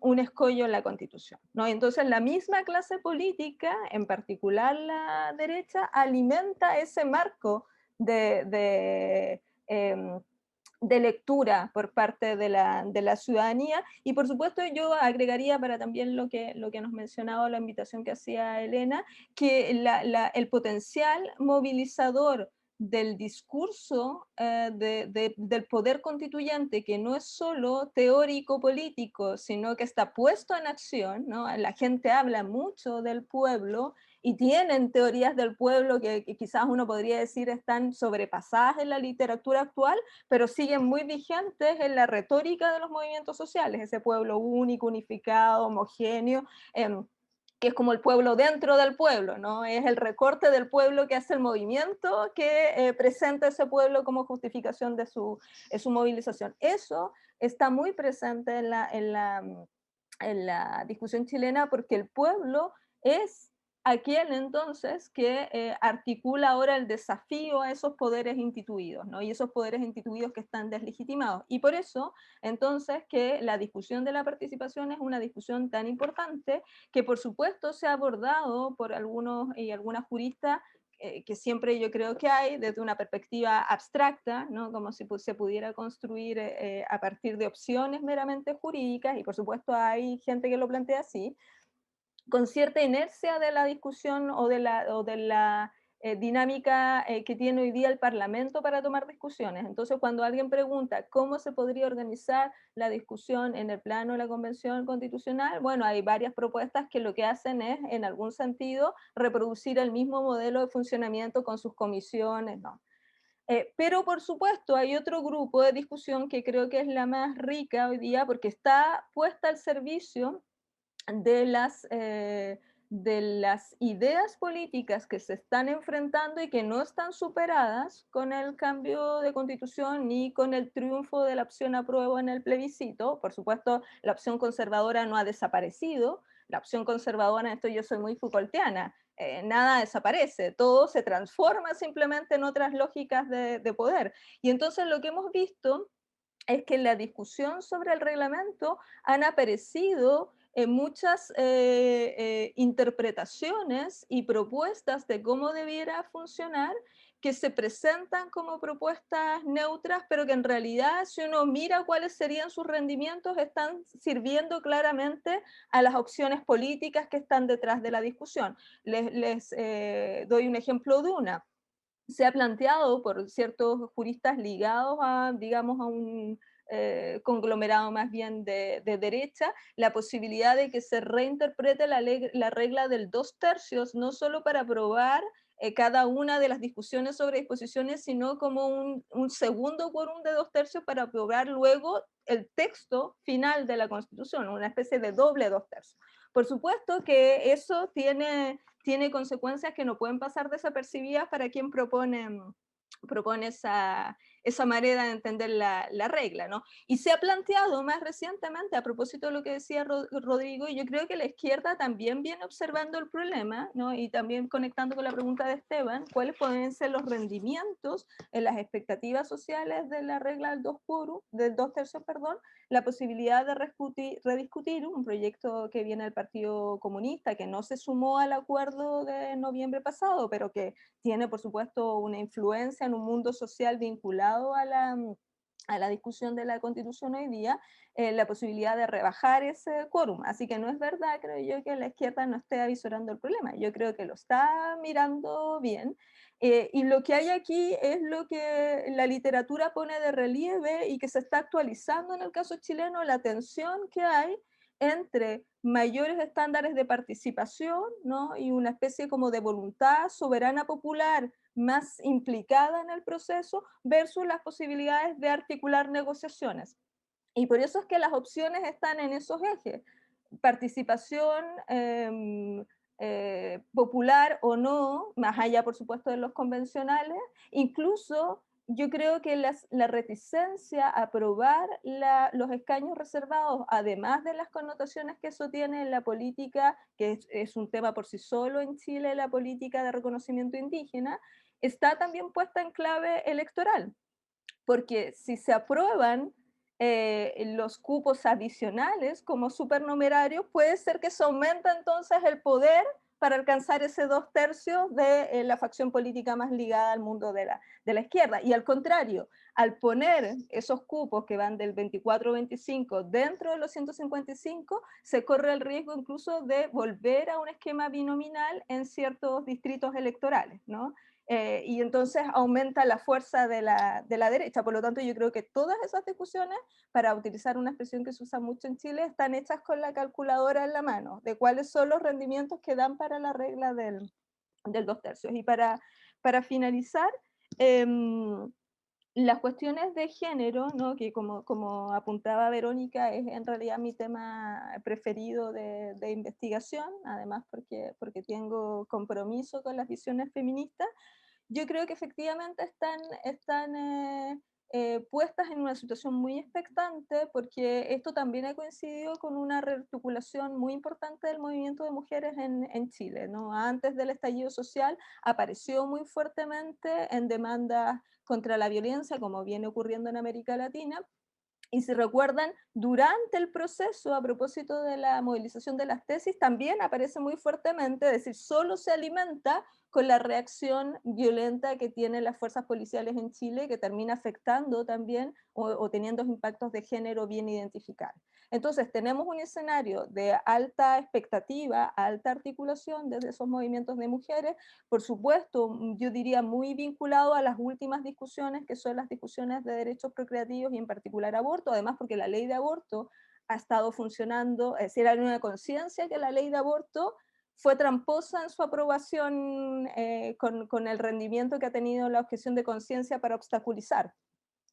Entonces está esa sensación, ¿no? De no haber obtenido suficientemente, y yo creo que esa sensación se va a volcar en la discusión del aborto y en la discusión de paridad. ¿Cómo se va a zanjar eso? No lo sé, porque en ese sentido yo estoy un poco más con Rodrigo, ¿no? Es difícil que uno sepa cómo va a ocurrir en eso, pero yo lo que sí veo, y con esto finalizo, como yo creo que las mujeres no han ganado mucho hoy día en el esquema actual, ni con las leyes, el aborto es un triunfo que tiene mucho, mucho de simbólico, las cifras incluso de petición de abortos institucionalizados están bajando con la pandemia, lo que nos indica que probablemente tenemos una práctica de aborto por fuera de la ley de aborto. A eso me refiero, es decir, la experiencia del aborto puede estar relativamente parecida a la experiencia anterior a la ley. Y en ese sentido no me parece que uno pueda identificar, quizás los únicos avances son los de paridad, los que están, y que no creo que estén en riesgo muy fuerte en la discusión constitucional. Pero yo sí veo un riesgo en los avances en materia de diversidad sexual que se han obtenido en una combinación de algunas leyes, sobre todo con actividad jurisdiccional. Y que ahí, porque ha habido un despliegue más conservador en el último tiempo, que ahí pueda producirse una discusión al estilo, por ejemplo, de instalar o de reconocimiento específico de lo que los padres tienen derecho sobre los hijos o cosas que se les parezcan, ¿no? Y ahí produce una especie de acumulación, ¿no? Esto que está tan teorizado también por Gargarella, una especie de mezcla entre constitución expresiva y acumulación, en que dejamos a uno que digan ciertas cosas a sabiendas que eso no va a tener rendimiento práctico, a los otros igual y neutralizamos. Yo eso lo veo posible y no creo, en esto se apostaría, no creo que vaya a haber una constitución mínima sabiendo, sabiendo que la métrica de lo mínimo y de lo maximalista es una métrica difícil de establecer a priori, ¿no? Y es una métrica que yo creo que está en cuestión en nuestros días. Pero yo diría que como hay un alto compromiso con el valor expresivo y simbólico del acuerdo constitucional, es muy difícil que la Constitución vaya a reflejar un modelo mínimo de esos en los que pensamos los juristas y constitucionalistas en general. Yo creo que va a ser un poquito más. No puede ser que no sea maximalista, que en realidad esto no es una bipolaridad, es una especie como de graduación. Yo creo que va a estar más cercano a un intermedio, porque sería difícil que no hubiera un empuje de lo que ha promovido la discusión constitucional, una neutralización completa. Yo creo que es menos probable que un cierto reflejo. Ahora, ¿cuánto va a ser? Eso, por supuesto, no se puede saber. Bueno, muchas gracias, Esteban. Yo creo que va a manejar la parte de las preguntas. Eh, Exactamente, muchísimas gracias, Yanira, Verónica, Javier, Rodrigo. Fascinante discusión. Nuestro público tengo dos preguntas del público que voy a leerles, formuladas aquí en el chat. La primera la formula Carlos Enrique Jiménez y dice lo siguiente: buenos días, les envío un cordial saludo desde Perú. Mi pregunta se dirige al profesor Javier Couso y a la profesora Yanira Zúñiga respecto de cuáles consideran que fueron las razones de fondo para iniciar el proceso constituyente en Chile, independientemente de la cuestionada legitimidad de origen de la Constitución chilena otorgada en un contexto de dictadura militar. Y la segunda pregunta nos la formula nuestra queridísima colega y amiga Chisca Pou, y dice lo siguiente, estaba dirigida al panel. Se ha mencionado en el panel el papel del derecho comparado respecto del diseño del proceso constituyente y la intensidad de la discusión de estos meses en torno a las cuestiones procedimentales. Pero ¿cómo está arrancando la discusión sobre cuestiones sustantivas de diseño constitucional? Nos pone entre paréntesis sistema presidencialista versus sistema versus parlamentario u otros, cómo diseñar el poder judicial, si acoger soluciones más innovadoras propias del constitucionalismo latinoamericano último o no. Y pregunta, ¿ustedes como especialistas sienten que hay lecciones aprendidas sobre esas cuestiones en el derecho constitucional comparado? ¿Cómo se sienten respecto de la literatura sobre diseño constitucional comparado, vertiente sustantiva? Tenemos esas dos preguntas y yo creo entonces que podemos comenzar con la primera, que está dirigida específicamente a Javier y Yanira. Ya nos quedan un poco menos de 15 minutos. Sí. Yanira, parto. Ok. A Carlos Enrique, a ver, las razones que gatillaron el inicio del proceso constituyente obviamente responden a diferentes grupos, tuvieron diferentes motivos. Yo creo que para la oposición no es, voy a volver a insistir en la percepción de que vivíamos en una democracia completamente que le otorgaba un poder de veto a grupos minoritarios. Yanira estaba mencionando la realidad de cómo la despenalización del aborto en 3 causales ha rendido menos de lo que se esperaba. La objeción de conciencia institucional fue un invento de la Corte Constitucional chilena a propósito de un control de constitucionalidad de esta ley. O sea, si no hubiéramos tenido a ese tribunal, que insisto, ha sido, digamos, yo creo que el Tribunal Constitucional ayudó a poner el foco en que uno de los problemas que tenía Chile era la Constitución del 80, para avanzar. Entonces, pero debo decir que desde lo más interesante de la pregunta de Carlos Enrique Jiménez es que hemos hablado poco de cómo fue posible destrabar a mediados de noviembre del año pasado que la derecha entregara la Constitución. Solo para subrayar lo fuerte que fue para grupos tradicionales en Chile, Carlos Larraín, que fue presidente del Partido Renovación Nacional, dijo que Piñera iba a ser recordado porque entregó la Constitución del 80. O sea, la derecha más recalcitrante tiene claro.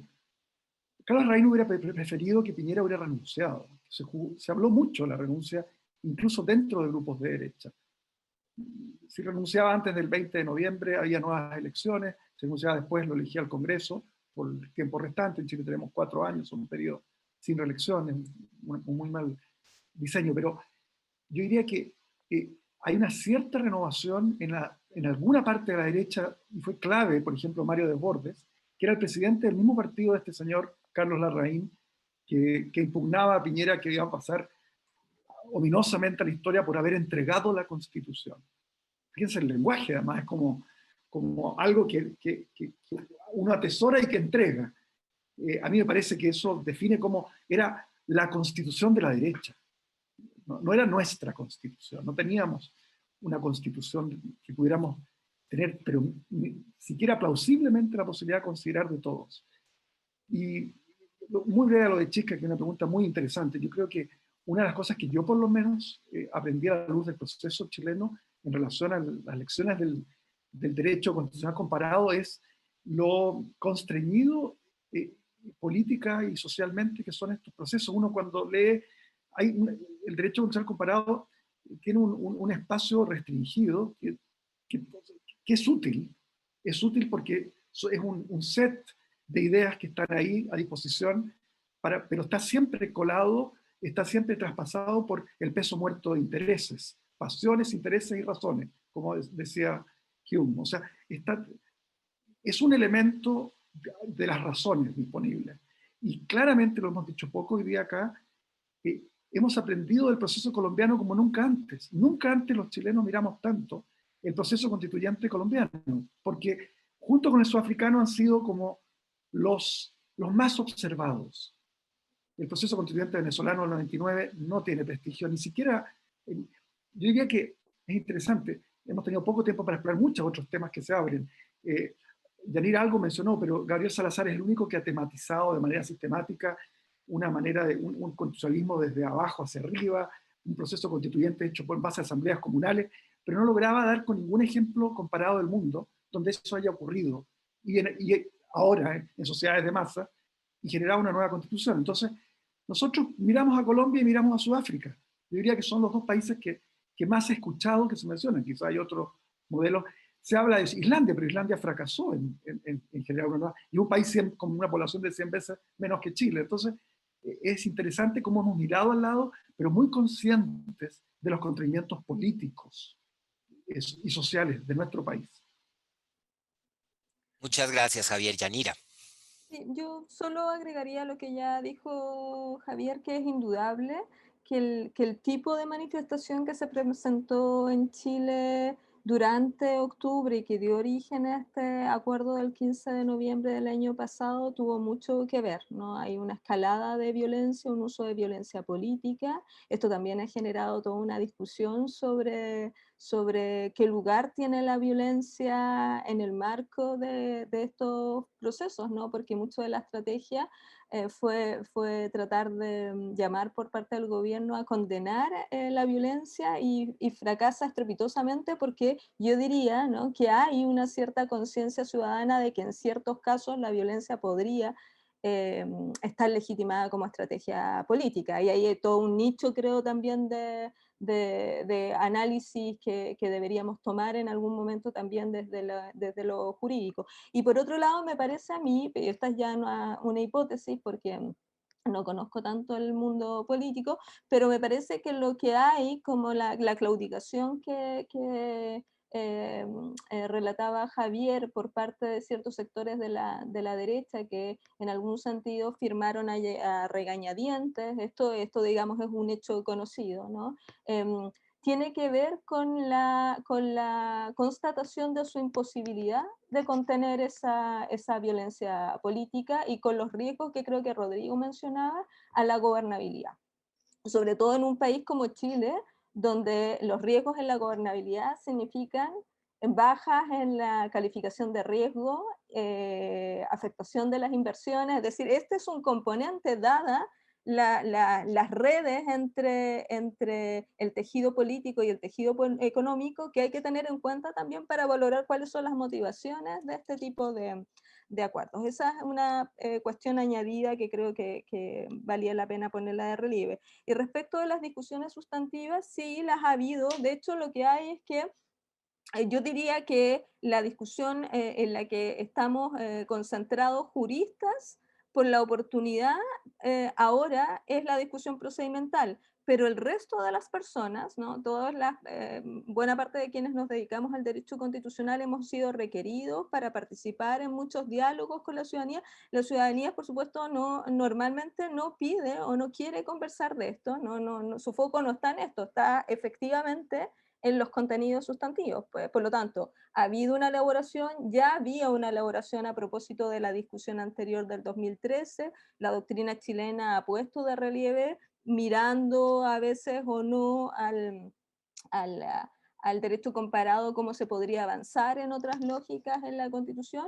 Eso, por supuesto, está, pero como decía Javier, como todos estos procesos tienen un alto componente idiosincrático, es bien probable que haya que innovar. Y yo diría, Verónica y yo hemos estado en esas otras discusiones, que quizás una de las cosas que más nos preocupa como constitucionalistas feministas y con un compromiso por la incorporación de una perspectiva de género en un texto constitucional es lo poco que hay en el derecho comparado para hacer un ejercicio, no en instituciones específicas, sino en un ejercicio más transversal de operacionalización de ese enfoque en la Constitución. Yo creo que ahí hay una experiencia que, para bien o para mal, probablemente la discusión chilena vaya a ser precursora de otras maneras de pensar el asunto. Yanira, muchas gracias. Nos quedan 4 minutos. Quisieras preguntarles a Rodrigo y a Vero si quieren responder la pregunta de Chisca en este momento o de la de Carlos también. Si quieres, Rodrigo, brevemente y luego Vero nos da las palabras finales. Sí, en cuanto a la segunda pregunta de Chisca, mi impresión es que se quiera o no, y lo quiera o no el pueblo, la ciudadanía, una vez que uno empieza a redactar una constitución va a ser necesario, inevitablemente, de hacerse cargo de todas las cuestiones que una constitución tiene que tratar y que a la ciudadanía hoy parece no interesarle demasiado, como las relaciones entre el gobierno y el Congreso Nacional, parlamentarismo, presidencialismo, todos esos temas. Y mi impresión es que algunos abogados constitucionalistas, bueno, que uno conoce, quizá todos, están trabajando, nos estamos preparando, estamos estudiando, estamos mirando al derecho comparado, estamos leyendo, estamos armando redes, organizando seminarios. Así es que lo que yo creo que está ocurriendo es que los grupos técnicos, o más bien la red a la que naturalmente se tendrá que recurrir para redactar la Constitución, está trabajando. Gracias, Rodrigo. Vero. Sí, yo concuerdo con Rodrigo en esos temas en que la ciudadanía realmente no digamos, no tiene una opinión muy formada. O sea, está claro que la gente habla de descentralización y eso es sentido. Cómo se hace técnicamente va a ser un asunto que finalmente va a ser delegado probablemente a constitucionalistas. Igual el sistema de gobierno, todo el mundo habla de que el sistema de gobierno es hiperpresidencial, que hay problemas de coordinación entre el gobierno y el Congreso. ¿Cómo técnicamente se solucione eso? Yo creo que eso van a ser los temas de los constitucionalistas. Los constitucionalistas yo creo que se van a dar cuenta que van a tener que dar mucho argumento para enfrentar demandas que van a estar bastante articuladas respecto de que van a venir de la ciudadanía, y son demandas, hay mucho de protección ambiental. A mí me impresiona lo importante que son las demandas de protección ambiental, demandas, bueno, de todo tipo de derechos. Se habla mucho de que hay que trabajar en la sala de máquinas, pero pasa un poco lo que dice Yanira con lo que pasa con los temas de género, que se dice eso, pero hay mucho en lo que no se sabe cómo trabajar en la parte de sala de máquina de distribución del poder, y es más fácil hacerlo en materia de derechos sustantivos. Claramente hay temas que están identificados y que van a digamos que son muy importantes para ciertos sectores, derechos sociales, para sectores de la izquierda, derechos laborales, etc. Banco Central, ¿cómo se llama? Equilibrio fiscal,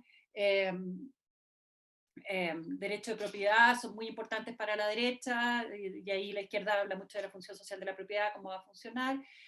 Esos son temas sustantivos que claramente se van a hablar. Respecto de lecciones aprendidas, o sea, cómo llega acá la discusión constitucional, efectivamente, como dice Javier, mucho se ha mirado Colombia, mucho se ha mirado Sudáfrica. Sudáfrica es muy interesante porque Sudáfrica fue un proceso muy controlado por las fuerzas políticas, de alguna manera, en que se le dio mucha garantía al grupo, digamos, de los que estaban perdiendo el poder, digamos, de la minoría, muy minoría blanca, pero que tenía todo el poder, se les dio mucha garantía, y a la vez se logró una constitución de lo que se llama constituciones transformadoras. Entonces, es interesante para izquierdas y derechas el ejemplo sudafricano, y se está mirando mucho. Y respecto, pero hay una cosa que dijo David Landau en un seminario que a mí me llamó mucha atención, dice que en Chile hay una especie como de terror de caer en este constitucionalismo bolivariano, y que por otro lado hay una expectativa del constitucionalismo global de que Chile marque un tipo de constitucionalismo nuevo, y que no sea el de Bolivia, el de Venezuela, el de Ecuador, digamos. Pero yo diría que ahí también hay un grupo de gente bastante importante que mira también el constitucional, digamos, las normas constitucionales, sobre todo lo que quedó en la constitución boliviana, venezolana, la venezolana no tanto, pero la boliviana y la ecuatoriana. Entonces, depende del grupo donde uno se mueva, es que lo que les atrae. Pero yo diría que digamos que como que las discusiones están divididas entre aquellos que quieren mirar digamos, la experiencia colombiana y la experiencia sudafricana como el ejemplo de progresismo, pero que igual es una experiencia bien controlada, ¿no es cierto? Y que le tienen terror a lo otro, y quienes quieren meterse en la ola del constitucionalismo bolivariano también, ¿no? Que mucho menos en el ambiente constitucional, pero sí en ciertos grupos políticos es importante. Vero, muchísimas gracias. Les agradezco infinitamente a Verónica, Yanira, a Javier y a Rodrigo haber compartido con nosotros esta mañana. Fue interesantísimo, aprendimos una cantidad. Yo quisiera transmitirles la emoción, haberlos tenido aquí esta mañana fue como revivir momentos de gran alegría de hace 30 años en Colombia, más allá de cualquier discusión. Eso de hacer una nueva constitución y estar en esos debates es una alegría incomparable, y vivir eso de forma vicaria a través de ustedes es volver a ponernos en las esperanzas y los optimismos de hace 30 años, en la alegría social que está implicada de todos los lugares en discutir una nueva constitución. Yo creo que como colombiano me pongo a sus órdenes en lo que puedan necesitar, si en algo se puede contribuir a este bellísimo proceso y para que esto salga del mejor modo posible. A Elena le agradezco muchísimo haber compartido la felicidad de organizar este seminario de esta mañana. A nuestros y nuestras asistentes, muchas gracias por haber estado aquí. Espero que podamos tener estos debates a medida que el proceso vaya avanzando y que sepamos cómo se va produciendo este proceso constituyente chileno. Muchísimas gracias a todos y todas, y nos vemos en una próxima ocasión. Un Muchas abrazo. gracias. ¿Ya? Gracias a Chao. todos. Chao. Chao.